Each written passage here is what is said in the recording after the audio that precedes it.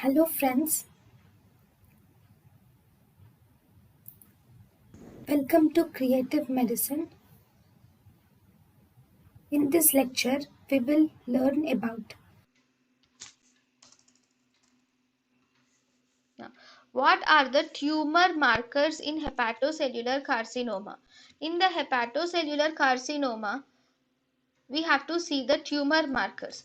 Tumor markers in hepatocellular carcinoma, these include, we have protein induced vitamin K absence, that is PIVKA is a tumor marker. We have glycan 3, AFP fractions are the tumor markers of hepatocellular carcinoma. Actually, among these, if you see, the most specific is AFP fractions or lectin fraction 3 of AFP. In the AFP fractions, we have lectin factor 3 fraction of AFP. This is actually a highly specific tumor marker for hepatocellular carcinoma, and it is also an indicator of poorly differentiated histology and unfavorable prognosis. So thus this lectin fraction 3 of AFP will indicate that it is associated with poor prognosis.